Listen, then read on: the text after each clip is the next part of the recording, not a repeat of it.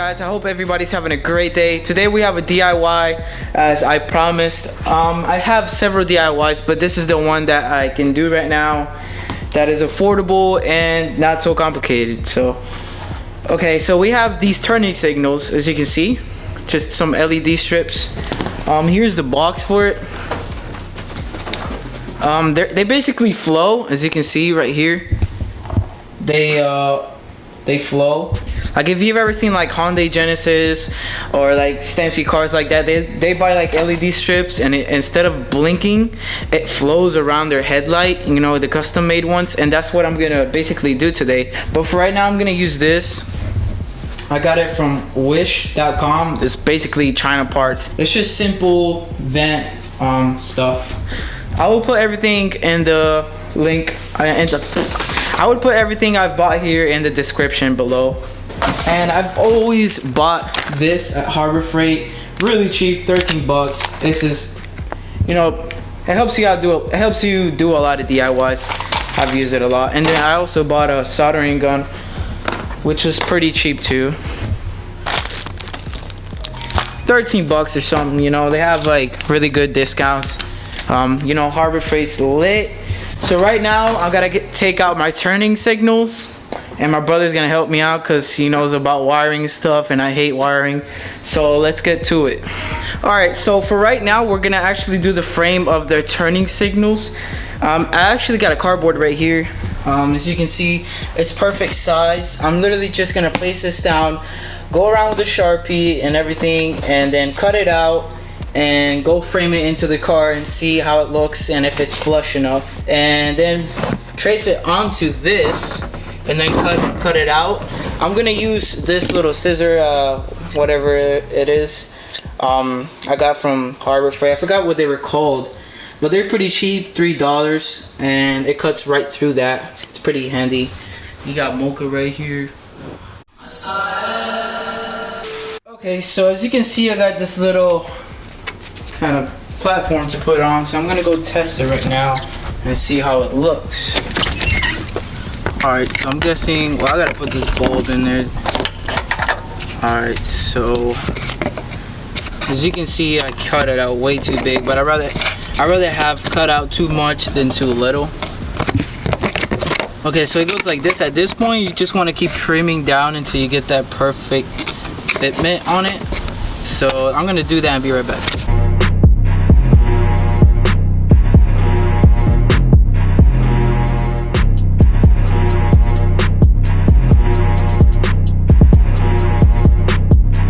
Alright, so as you can see, I outlined what I'm gonna cut out on the real material on both sides, and I think the fitment looks pretty decent. It's not perfect, but I think it will do. And I won't worry about the holes right now. I'll worry about it once it's final and I'll put it on. So let's get to it and cut the final material. Hey, what's up guys? So I finished one side. It's looking pretty clean, to be honest, and the product, you can stretch it because it's metal, and if you actually run too short, it's really nice because you can stretch it out. Let me show you the somewhat final product. I can still mold it somewhat and stretch it up or down. It's kind of cool, so let me show you. As you can see, pretty dark, but as you can see right here, it's looking pretty nice. Fits pretty well, but we still haven't done the turning signals or wherever they are right here. It's pretty simple. It's just my brother's doing something right now. So let me finish the other side and then we'll start just hooking these up and testing them and stuff. I'll be right back with you guys. Alright guys, so right now I got this connector. You can just disconnect it from the connector that goes to the turning signals. It's under the pop-up headlights. And now we have these right here and the solder gun. I've gotten like a random piece of wire, just any wire. That's what my brother says, because he knows more about this. But we're literally just gonna connect color with color, but not connect one, which is the brake light, because I don't want to break and then the front turning signals break. So I'm gonna be right back with you guys and explain it a little better. Alright, so what we're about to do is we're literally gonna use this piece of wire from like just old connections from old DVDs and whatever, and we're gonna make it so it does like kind of a triangle so they both connect, if that makes any sense. It does not make sense. Then what? Say it. Just say it, bro. Just explain it,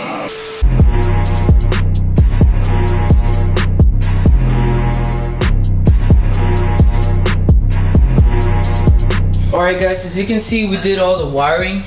We got this plug ready and everything. We plugged everything right. As you can see, it's pretty nicely done. I try to tape it just like from sections, like pinches, so like it's not, you know, wide and just like all over the place. Hey, what's going on guys? So it's actually 2 days later. I finished everything up, the wiring, everything looks really good. I daily it for 2 days now with the signals on, and it's pretty cool. I already did this part 2 days ago, but I just think I should do it again to be a lot more informative and to explain a little better. Alright guys, so my review on the LEDs, they're pretty good. I just don't like the fact that every time I have to turn, both of them turned on. So I mean, like I said, people understand, but at the same time I don't really like it. I'd rather for it to be one side while turning, like, you know, a usual turning signal. But it's pretty cool. It's just there's one small thing that you need to be very careful with these specific turning signals. You have to have the daylight on every time you drive it, and I will explain why just in a minute. Let me go down there and show you guys the final product, and it looks amazing. So let's go look at it. Alright guys, so I'm here in my car. I'm basically gonna put my camera in front of my car and just subtitle, you know, left, right, hazard, and all that good stuff. So then I'm gonna show you why to have your daylight on the whole day, because you might get in trouble if you don't have the daylight on all day. So let's get to that.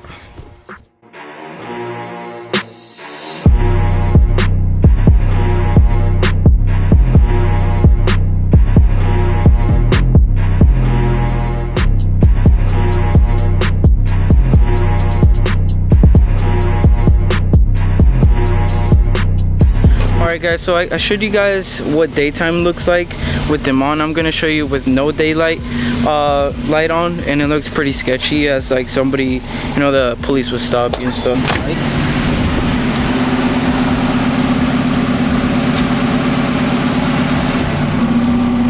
So, and then if I put the hazard on, it looks like a fucking ambulance.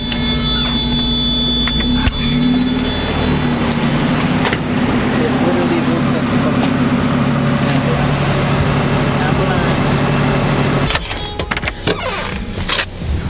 But yeah guys, that's pretty much it.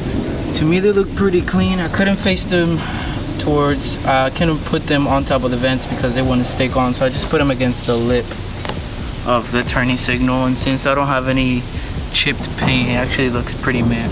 Alright guys, thank you guys for watching. I hope you guys like this DIY. Make sure to comment down what you want to see in this channel.